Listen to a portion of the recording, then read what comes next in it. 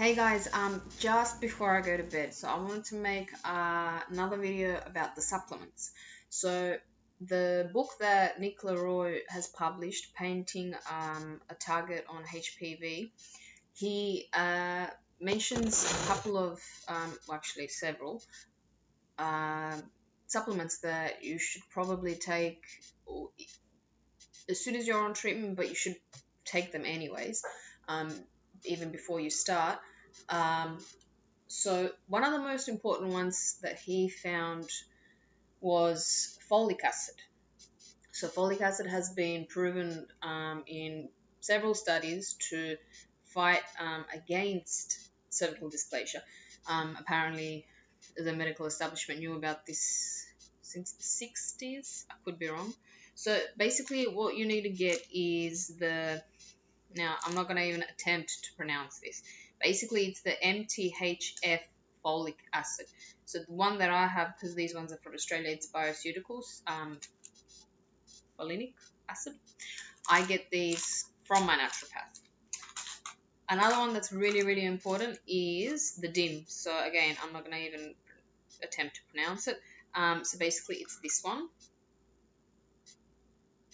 You can't? Okay, doesn't matter.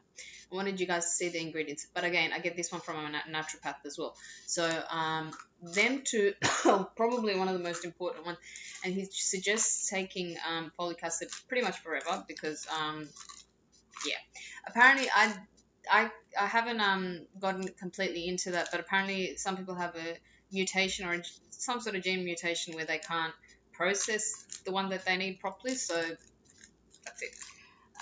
He suggests turmeric, green tea, probiotic definitely. Vitamin D is really, really important. And then there's mushroom complex as well.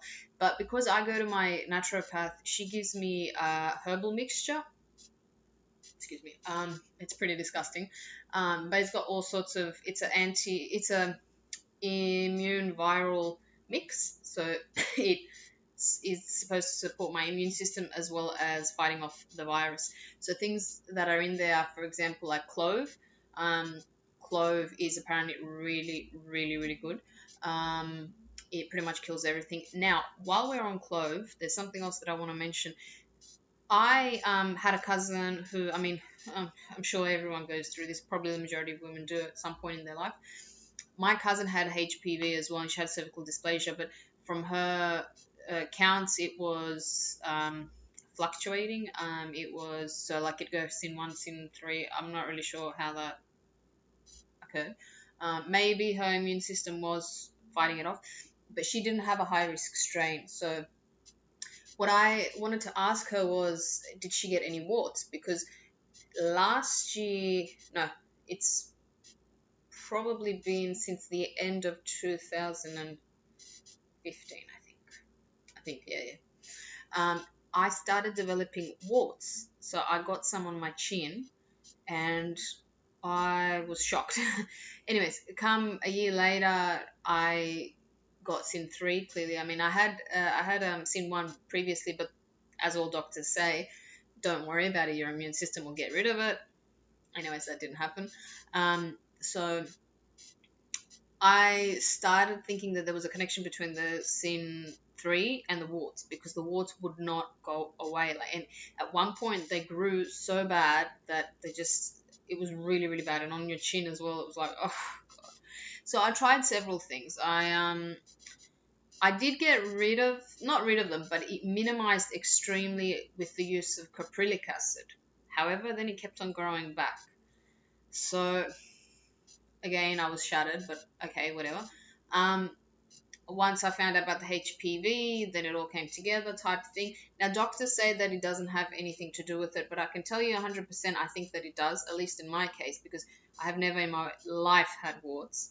And all of a sudden they just occur. And coincidentally, they occur pretty much at the same time. I just didn't connect it back then. So a little bit after my SIN 1 diagnosis, or low-grade diagnosis, a little bit after that, I started getting warts. So I I ran into a girl. Actually, I went into a store, and she was, while I was at work. There's a store full of natural things, so oils and all that natural stuff that I'm into, and we were just talking about something, and she mentioned clove, and she said she used it for a wart she had on her elbow. She's like, I couldn't get rid of it for years. And I go, why do you think your immune system couldn't get rid of it on your own? She's like, I have no idea. But what she did, she was told by someone to use clove oil. So she did use clove oil. Now, clove oil it will literally burn your skin. It's pretty much what the caprylic acid did. The reason that I didn't choose any medical procedures like the conventional ones was because it was pretty much the same thing. The some sort of acid that they use, the GPs in Australia, it did the same thing at the end of the day, whether it was their acid or whether it was natural. So caprylic acid is, you can find it in coconut oil. So I used that, and it burnt like hell. It caused scarring, but then now I don't even see them. Anyways, the point is, I figured in my head, okay, if I'm going to Chicago already, and I'm going to get treated for cervical dysplasia and HPV, it might help to get rid of it. But she said to me, she's like, what you got to do is you got to get to the root of the virus. Again, the root of the issue. Because she says it's really, it's embedded into your skin. So basically what I decided to do was, because my immune viral mix was full of everything that I needed for warts, I started scraping off the little that was left. Well, yeah, little. The little that was left. And I wanted to reach the stage where I could see blood coming out, because I wanted to get to the root. So that's what she said to me. Basically, you've got to get to the root. Even if it burns, it burns. So that's what I did when I was in Chicago the first time. So I was scrab. And then I got a cotton ball and I put it on, and it burned.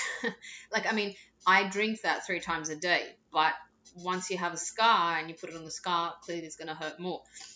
Funnily enough, it reduced it a little bit more, and it hasn't grown back. See, my worry was that it was going to start growing back again, because I'd have to consistently, scab at it and get it, open and then put it on. But I didn't realize that I have to go further and further and further in order for it to, to get rid of it. So I'm going to do that just before I leave for Sydney again, just so I can just completely clear it off. But I have to admit that I have seen a reduction. Like, there was some starting to grow around here, like very, very little ones, but I have noticed a reduction. And another thing that I wanted to mention, the reason I mentioned my cousin was because I asked her specifically, did you notice having warts? And she said, I did. I did notice a wart growing, but I didn't really take consideration of it. And she still apparently has it, even though she's cleared HPV. So what my cousin did, she cleared it through teas. But there's another aspect to it. There's a man in Serbia that it's called bioenergy. To be honest, I can't really explain what that means. All I know is that she got the number of someone. He gives you a tea, but he uses some sort of energy. No idea. So I suppose that's a less, let's say, hurtful, stressful way of managing HPV. So she went through 1 month of those teas, and then she did another month of teas just in case, and she cleared HPV, and she hasn't had it since. So for all of those people or doctors that say that no, you can't clear HPV, I don't think it's true. I would definitely say try everything, try absolutely everything that you can. It can be really stressful, but at the end of the day, it's your immunity. So food, important. Supplements, yes, but it's your immunity. And another thing that I want to add into this is stress levels. And I know it's so hard. I know that probably the biggest reason why my immune system wasn't working is because of the high level of stress that I've been under the last 2.5 years, 3 years. But hopefully that's all sorted now. I mean, this is another thing everyone should keep in mind. Regardless of what happens in the future. I mean, this is what I have learned from my experience. So yeah, I did go through a very, very tough period of stress. I need to learn how to manage it in the future so it doesn't affect my health. So things that I found really useful, and I cannot exaggerate enough how useful it was: yoga, especially if you find a good teacher, incredible. And I also want to add this whole idea of law of attraction. If you manifest it with yoga, it's amazing. I mean, at least for me, it worked. So yeah, up to you. Try it, see how you go. But yeah, I'll get onto that subject a little later on another post. So basically, yeah, if you are going to do the Escharotic treatment for cervical dysplasia, those are the supplements that you definitely need.